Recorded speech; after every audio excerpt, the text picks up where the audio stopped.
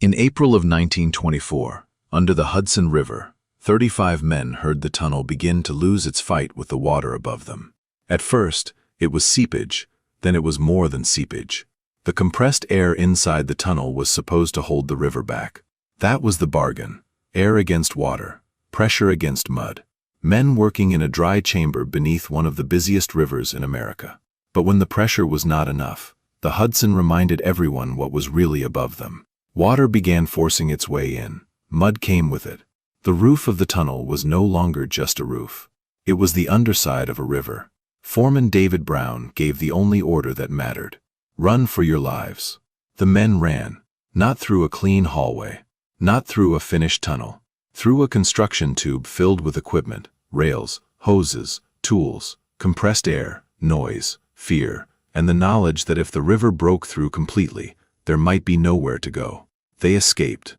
No one died in that blowout, but for 3 days, about 200 men were out of work while engineers repaired the damage. And the incident showed the truth of the Holland Tunnel. The tunnel was not simply being dug under the Hudson. It was being argued into existence, against pressure, mud, poison air, and a river that never agreed to stay outside. This is the story of the Holland Tunnel sandhogs. The men who drove twin tubes beneath the Hudson River before tunnel boring machines, modern respiratory systems, and today's safety culture could do the job for them. It is also the story of one of the strangest problems in American infrastructure. How do you build a road for automobiles under a river when the automobiles themselves can poison the people inside? Before the Holland Tunnel became a route, before traffic backed up at its portals, before drivers treated it as another annoying part of getting between New Jersey and Manhattan, it was a pressurized underground workplace. A steel shield, cast iron rings, mud carts, air locks, explosives, fans, and men called sandhogs, working in a world where every breath depended on engineering. To understand why the tunnel mattered, start above ground. At the beginning of the 20th century, New York and New Jersey were already tied together economically. People crossed the Hudson, goods crossed the Hudson, food, freight, mail, manufactured products, workers, and money moved between the two shores every day. But the river made every crossing a negotiation. Ferries carried passengers and vehicles, railroads reached the waterfront, barges moved freight.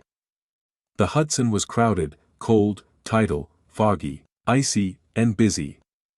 It could delay commerce simply by being itself. Earlier rail tunnels helped passengers and trains, but the new age brought a different problem: automobiles and trucks. By the 1910s and 1920s, motor vehicles were no longer novelties. They were becoming part of the daily machinery of cities. Trucks promised faster freight movement. Cars promised personal mobility.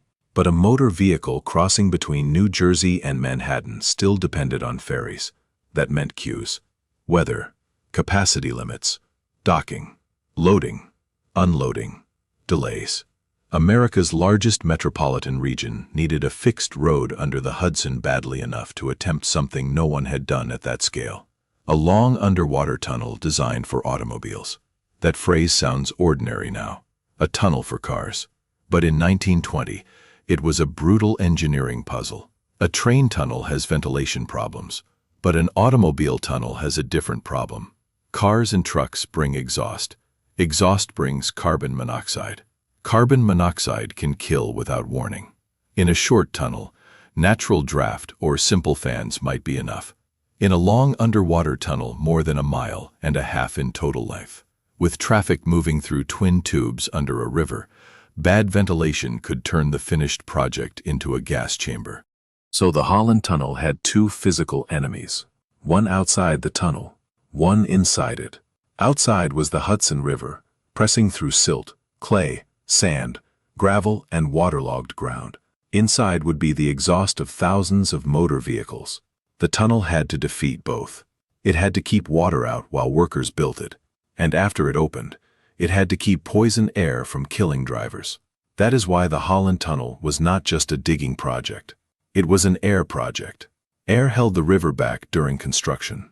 Air kept the public alive after opening. The chief engineer most closely associated with the project was Clifford Milburn Holland. He had dreamed of tunnel work from youth and became the driving mind behind the Hudson River vehicular tunnel. The project later named in his honor. But Holland did not live to see traffic pass through it. The strain of the project broke his health. He suffered a collapse and died before the tunnel opened. His successor, Milton Freeman, also died before completion. Ole Singstad, the engineer who perfected the ventilation system, carried the project to the finish. That sequence alone tells you what kind of undertaking this was.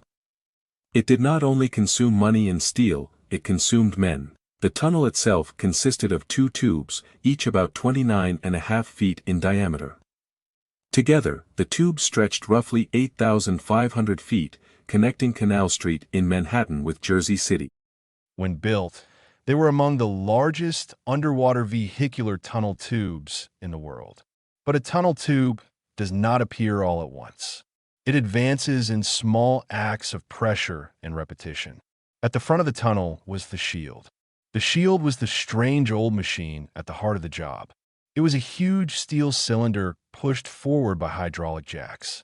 Think of a giant can, open at both ends, with a cutting edge at the front and men working inside and behind it. The shield protected the face of the excavation.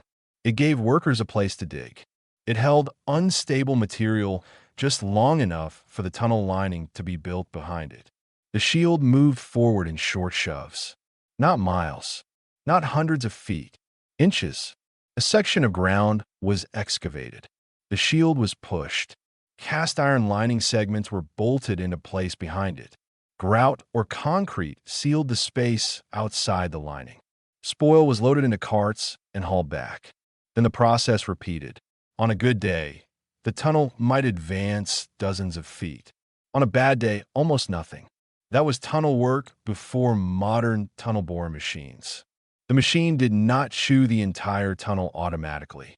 It created a protected edge where men could do dangerous work. The sandhogs worked at that edge. They shoveled muck. They handled drill steel. They bolted iron rings. They loaded carts. They worked around rails, hoses, air lines, dynamite, mud, water, and compressed air. The name sandhog sounds almost comic until you understand the job. These men were not simply digging sand.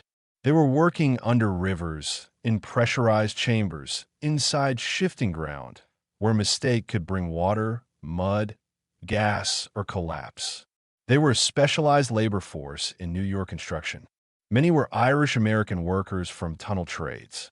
Others were Italian immigrants, African-American workers, and men from different backgrounds who entered the trade because tunnel work paid and the city needed tunnels. The work was dirty enough to make men look alike by the end of a shift. Mud and sweat do not care about ethnicity. Pressure does not care about pride. The river does not care who is holding the shovel. That is one reason sandhog culture became so strong. Men who worked in that environment belonged to a kind of underground brotherhood. They had to trust one another. They had to think quickly. They had to keep moving. There was not much room for fantasy at the face of a tunnel. The credo associated with the trade was simple. Think twice. You only live once. That is not poetry. It is procedure. In compressed air tunneling, even getting to work was part of the job. Men did not simply walk through a door and start digging. They entered airlocks. One door closed behind them. Air hissed in. Pressure rose. Their ears popped. Their bodies adjusted. Then another door opened. Sometimes the process repeated through additional chambers as the men moved toward the working face. At the end of a shift, they had to come back the other way. Too fast, and the body could rebel. Like workers in caissons under bridges, sandhogs faced decompression sickness. The bends, caisson disease, pain in joints, weakness, paralysis, sometimes death. The deeper and higher pressure the work, the shorter the safe shift could become. When air pressure in parts of the Holland Tunnel reached its highest levels, around 37 pounds per square inch, men could work only short stretches. At the highest pressure, some were limited to about an hour and a half at a time. That meant the job required more workers, more scheduling, more discipline, and more respect for the invisible force inside the tube. Compressed air was both protection and threat. It kept the Hudson out. It pushed against the tunnel face. It made the shield work possible. But it also entered the workers' bodies as a hazard. Every shift began with pressure. Every shift ended with decompression. The tunnel was not just under the river. It was inside a different atmosphere. That is the part modern drivers never feel. They enter the Holland Tunnel in a car and breathe normally. They complain about traffic. They watch lane lights. They glance at tile walls. They do not think about the fact that before the tunnel could carry air safely for drivers, it had to carry compressed air dangerously for workers. That was the old method. Air locks, steel shields, hydraulic jacks, cast iron rings, men at the face, muck carts on rails, drills, and dynamite when the ground demanded it. The tunnel advanced because every element did its part. The shield moved.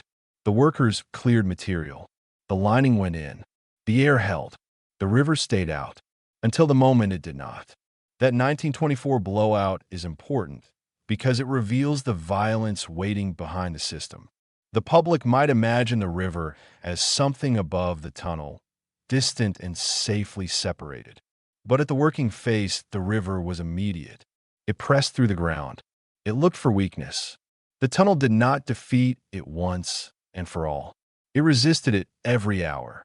When water began entering in April 1924, the problem escalated quickly. A leak in a pressurized underwater tunnel is not just a wet spot. It is a message from the whole river. If the pressure drops or the ground gives way, the water can bring mud and debris with it. The men inside are not escaping a puddle. They are escaping a force large enough to fill the workplace. The 35 men who ran that day were lucky. Luck is not a safety system. Afterward, engineers repaired the damage and the work continued. That is another recurring truth in these stories. Old infrastructure often learned by interruption. The river breaks in. Men run. The system is repaired. The job resumes. The lesson becomes part of the next shift. But the tunnel's most famous breakthrough was not only the shield and not only the compressed air. It was ventilation. The Holland Tunnel needed a way to move fresh air and exhaust continuously through two long tubes full of automobiles. This problem was so new that engineers could not simply copy an older highway tunnel. There were no older tunnels quite like it. They had to test how much carbon monoxide cars produced. They had to determine how much fresh air a driver needed. They had to understand how air moved in a long, enclosed tube. They had to decide whether air should move lengthwise, like wind through a pipe, or be distributed across the whole tunnel. Ole Singstad's ventilation system became the key. Fresh air would be forced into the tunnel through ducts and openings. Exhaust air would be removed through separate ducts. Huge fans in 4 ventilation buildings would exchange the air at a rate that later became famous. The tunnel air could be replaced about every 90 seconds.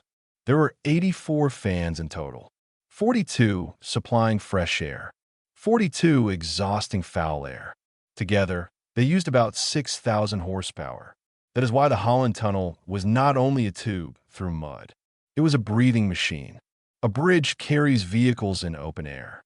A tunnel must create its own sky. Every driver inside depends on that artificial sky, even if they never notice it. That made the Holland Tunnel one of the great engineering landmarks of the automobile age.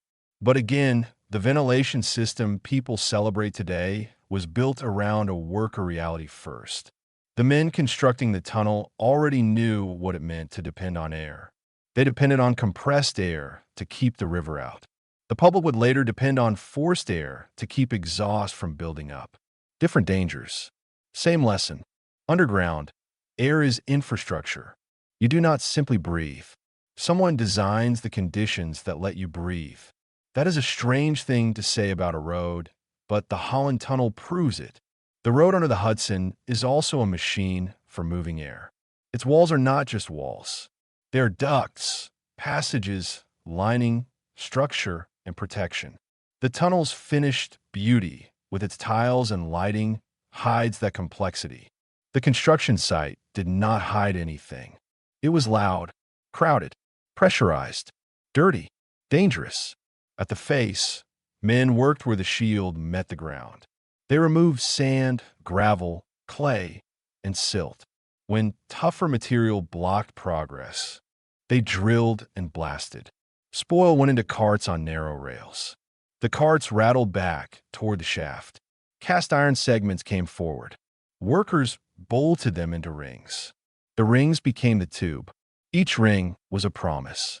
This part will not collapse. This part will keep the river out. Now move forward.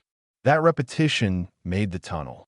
Cut, dig, load, push the shield, set the ring, bolt the iron, seal behind it, move the muck, check pressure, do it again. The pace was industrial, but the work was still intimate. Men stood close to the material. They felt the ground change through tools. They heard leaks. They smelled oil, mud, iron, sweat, and dynamite. They knew the sound of airlines. They knew the delay of locks. They knew the ache of compression. They knew that a calm tunnel could become a bad tunnel quickly. That knowledge does not show in the final tube. The driver never sees it. That is how infrastructure hides labor. The better the tunnel works, the less anyone thinks about the men who made it work. Clifford Holland himself became one of the human costs of the project. He was not a sandhog with a shovel, but he lived inside the tunnel's pressure in another way. He worked relentlessly. He spent time in the compressed air tubes. He carried the responsibility of a project that had no exact precedent. By 1924, his health had broken. He was sent away to rest and died before the tunnel opened. The tunnel was later named for him. That name is deserved. But a name on a tunnel can also narrow memory too much. The Holland Tunnel was not built by Holland alone. It was designed, tested, financed, managed, ventilated, shield-driven, lined, bolted, dug, repaired, and survived by thousands of people. On an average day, there were about 500 workers on the job. At higher pressures, because men could work shorter shifts, there could be more than 1,000. That is a hidden fact of compressed air work. The more dangerous the pressure becomes, the more the schedule multiplies. You cannot simply ask the same man to stay longer, not without hurting him. So the workforce expands. More men go through the locks. More men enter the pressure. More men risk the bends. More men become part of the tunnel's hidden body. The official construction toll for the Holland Tunnel was remarkably low for its time. One worker death is often cited for the building of the tunnel, in a project that cost millions and involved years of dangerous work. That number made the project stand out in an era when large civil works often expected far more deaths. But low death count does not mean low danger. It means danger was managed better than many expected. It means lessons from earlier compressed air projects have begun to matter. It means decompression practices, medical supervision, shielding, compressed air discipline, and job organization had improved. It means men still worked under pressure, but not entirely blindly. That is progress, not perfection. Progress. The Holland Tunnel sits in a historical line. Brooklyn Bridge caisson workers suffered terribly before decompression sickness was well understood. Later tunnel workers benefited from what those earlier bodies had taught engineers and doctors. By the time the Holland Tunnel was built, compressed air work was still dangerous, but it was less mysterious. The bends were feared. Pressure rules existed. Shifts were limited. Locks were managed. Medical knowledge had advanced. The price had been paid before, and some of that price became procedure. That is one of the quiet legacies of old labor. One generation's injury becomes the next generation's rule. It is not fair, but it is often how industrial safety was born. The sandhogs of the Holland Tunnel inherited both danger and knowledge. They worked in a world made slightly safer by the suffering of earlier workers, and they added their own lessons to the chain. That is why the tunnel belongs and built before machines. Not because it was built without machinery. It was full of machinery. But because it was built before the machinery could remove the men from the face. Before a modern tunnel boring machine could cut, support, line, steer, and monitor in ways earlier engineers could only imagine. Before digital sensors watched pressure and ground movement. Before modern respiratory monitoring, modern lock procedures, modern rescue planning, and modern worker protection. The Holland Tunnel was a machine-age project still dependent on old human exposure. The shield was powerful. The fans were brilliant. The compressed air system was essential. But the sandhog still had to go in. That is the key. The tunnel did not build itself. It advanced because men entered the pressure, worked the face, and came back out. Every completed foot rested on that cycle. Enter, compress, work, decompress, repeat, day after day, year after year. From 1920 to 1927, the work also demanded exact alignment. Crews drove from both sides of the river. New York crews and New Jersey crews advanced toward each other through invisible ground. They were not digging a trench where two lines could be seen from above. They were steering tubes under a river, with surveys, calculations, and corrections determining whether the ends would meet where they were supposed to. A small error underground can become a large embarrassment by the time two shields approach each other. The public would notice a tunnel that did not meet. The engineers would never escape the shame. So the geometry had to be right. Depth, horizontal alignment, grade, curve, all while moving through ground that pushed back. That precision is easy to ignore because the final tunnel feels continuous. A driver does not feel the survey work. The lane just goes forward. But that forward path was calculated, checked, and corrected under conditions where every correction cost time and risk. When the tubes finally met their alignments and the tunnel neared completion, the project entered another phase, turning a construction tube into a public road. That meant pavement, tile, lighting, ventilation buildings, electrical systems, traffic control, drainage, safety systems. Finishing a tunnel can make people forget how it began. Tiles cover iron. Lights replace work lamps. Fans hide inside buildings. The public never sees the shield. The muck carts disappear. The air locks become a memory. The tunnel changes from workplace to route. That change is the moment infrastructure becomes invisible. On November 13th, 1927, the Holland Tunnel opened to traffic. Cars passed under the Hudson in a way earlier generations could not. No ferry deck, no weather delay at the pier, no loading and unloading across the river. A driver entered one city and emerged in another. It felt like the future, and it was. But the future had been built under pressure. It had been dug by sandhogs. It had been made safe by ventilation tests and fan systems. It had been named for an engineer who did not live to see it open. And it had survived a blowout because 35 men ran at the right moment, and because engineers repaired what the river had tried to take. The Holland Tunnel changed how engineers thought about vehicular tunnels. Its ventilation system became a model for later tunnels. Its success proved that long underwater automobile tunnels could be operated safely if air was treated as a central design problem, not an afterthought. That mattered far beyond New York and New Jersey. As cars spread across America, cities needed crossings that bridges could not always provide. Waterways, harbors, and dense urban waterfronts demanded new solutions. The Holland Tunnel showed that one solution was possible. But the tunnel's legacy should not be only technical. It should also be human. Every time a driver passes through, the air they breathe is part of old Singstad's victory. Every time the tube remains dry, the cast iron lining and the shield-driven method are doing work the public never sees. Every time traffic moves, the old sandhog labor remains hidden behind tile. That hiddenness is the price of success. No one wants to think about pressure and mud while driving. No one wants to imagine the Hudson overhead. No one wants to remember carbon monoxide in every exhaust pipe. The tunnel's job is to make those dangers feel managed. But managed danger is still history. And if we forget the danger completely, we forget the people who managed it first. Think of the sandhog at the face. He is not standing in a heroic pose. He is probably tired. His clothes are dirty. The air is heavy. The noise is constant. The ground in front of him is not landscape. It is material to be removed.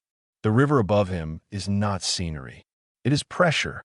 He works because the city needs the tunnel and because he needs the wage.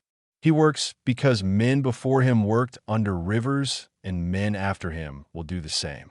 He works because someone has to make the first hollow place where the road will be. That is the labor that turns an engineering plan into a tunnel.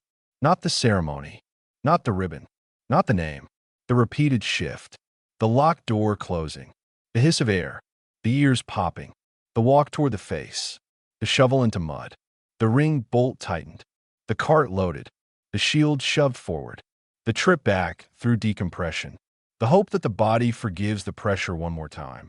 That is what built the Holland Tunnel. The modern world likes finished systems. A road is a road. A tunnel is a tunnel. A fan is a fan. But before those systems are ordinary, they are unresolved physical problems. The Holland Tunnel was a problem of water, air, poison, mud, alignment, traffic, pressure, and human endurance.